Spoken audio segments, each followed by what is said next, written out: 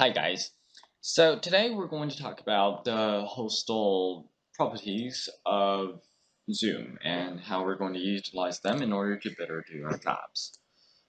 So as we can see, once in this the Zoom table here, we enter the app and we start the meeting, or in this case, I give my hostel powers to you.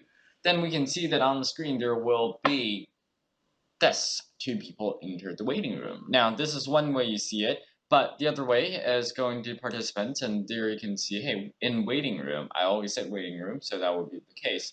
Admit all, or you can admit them individually. Once you admit them, though, they come into the meeting, and then, well, that's your first step, getting them in. Now you should probably say, hi, Tom. And here you can see rather a lot of things. Here you can see settings of if the person has got a camera or not, and is he turning it on. Also about if he or she has a mic or not.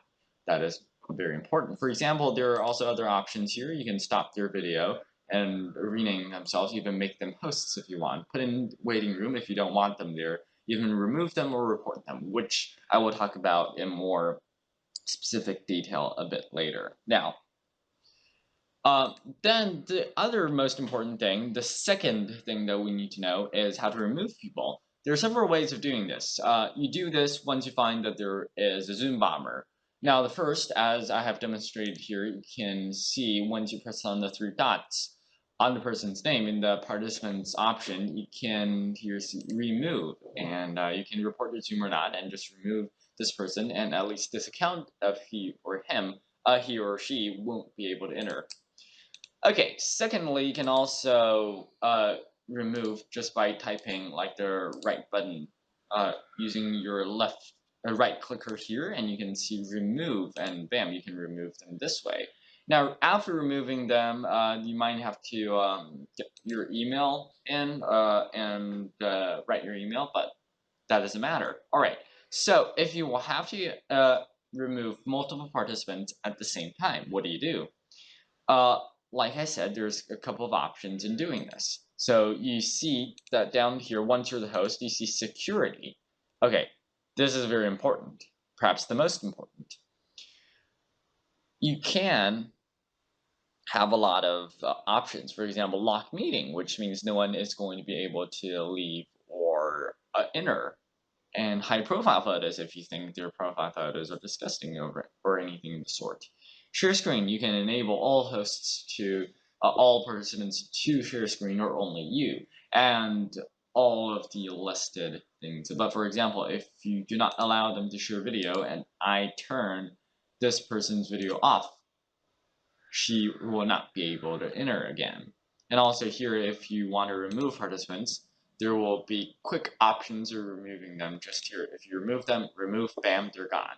So that's basically it. Those are the security features of Zoom.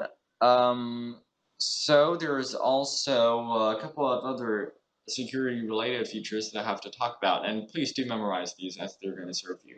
First is this one in the chat where you will be able to find this three dots once you're a host that participants can chat with no one, with hosts and co-hosts, or everyone. Now, you might want to limit the options because the participants might offend others, and as I had in one meeting, sexually offend another person, which is one of the reasons why you want to turn that option off. But not really, since sometimes chatting, the benefits outweigh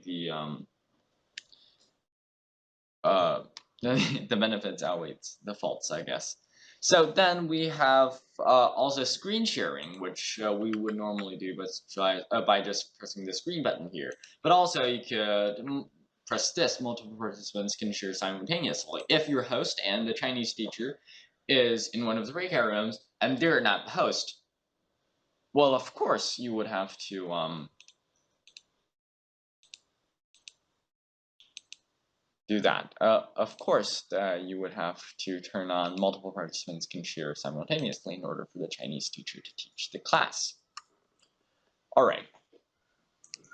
Now, so one of the most important features there you need to tuck under your belt is breakout rooms. This is a very large part of our group, the English Chinese Exchange Club, in where we might have up to 30 participants, and then you have to get them into different rooms, allocate them in some way, where without cramming them in a sole room. So here I only have 2 participants to demonstrate this, but I guess it will be good enough. All right. What shall it be then? First, you see this breakout rooms, which is like 4 squares, I guess. You press on this, and you'll see multiple options. I'm gonna explain them right now. But do be aware that you can only reach and do this on your laptop or your computer. So on Android or Apple, nope, no. That's gonna be hard. So just impossible. All right. There's assign automatically or assign manually. I normally use assign manually, and the nomenclature is just that, just what it means on the surface. Or you could let the participants choose rooms. So normally we do assign manually, and you can choose rooms created, which you're, I'll say 8, which is most of the times the number that we're going at. Perhaps 3 participants per room, 3, 8, that's about 24, which is, or 9 or 10 rooms, as you like, but never exceeding, I don't know, 10, just also never less than 8. You create the rooms and you can change the names of the rooms. For example, this I would change to Chinese class. All right. Now, the most important part of breakout rooms, options. Here you can see many things here. I normally press on this automatically remove all assigned participants into breakout rooms, as this lessens the trouble for us. And also, so this allow participants to choose room. Don't use this, because if you do, for the first 2 sessions, people will scramble all over the place and crowding into one room, and you'll see like 10-person rooms, which is not what we want here in our group. So only allow this on our 3rd session, which is our third 30-minute session. You'll see this in the Word document, which has more detail and information. All right, about this. This is very important because if you press on this, the breakout room will close automatically, like it suggests, after 30 minutes. But normally we would want to be a little tiny bit more flexible with this, so you could just deny this altogether or notify me when time is up. When then you'll have the option of closing all breakout rooms or just wait a while, which is a lot of the times how I do stuff. All right, let's just say that this is the setup that I have, and which is the setup that we would most of the time have. Then you would assign people into different rooms, and also there's several options. If I want to move Xiaomi 手机 6X to room 3, I would just move it to room 3. I click move to, and I click room 3, easy enough. And if you want to exchange 2 people in 2 different rooms, you do exchange, and you change out Xiaomi in room 3 with Tom in room 1, and boom, bada bang, bada boom. So easy like that.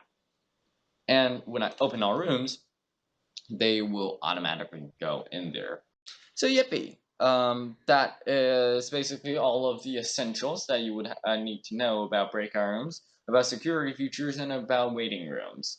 May you find this useful, and this is a must-know for all hosts, as it is very, very important. So forget that awkward laugh and go practice. And do not press end meeting for all while you're in meeting, and that's about it. Thanks for listening.